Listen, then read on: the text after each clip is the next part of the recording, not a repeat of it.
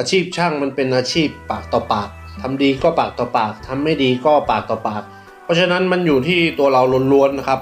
อาชีพช่างถึงแม้ว่ามันจะดูเลอะเทอะแต่ว่ามันก็เป็นอาชีพที่สุจริตหาเลี้ยงครอบครัวได้น้องๆที่ไม่ได้เรียนหนังสือก็อย่ามัวไปกินเหล้าเมายาให้เสียเวลานะครับมาฝึกงานช่างซะอนาคตยังไงเราก็ต้องมีครอบครัวผมว่าทุกคนมีความเป็นช่างอยู่ในตัวอยู่แล้วแหละอยู่ที่เราจะเอาออกมาใช้เมื่อไหร่แต่ว่าได้ใช้แน่นอนไม่ว่าจะเป็นผู้หญิงหรือว่าผู้ชายเพราะว่าทุกคนต้องมีบ้านมีรถต้องใส่เสื้อผ้าใช่ไหมเพราะฉะนั้นฝึกไว้ดีกว่าเล็กๆน้อยๆเราก็ทำเองไม่ต้องไปจ้างใครประหยัดด้วย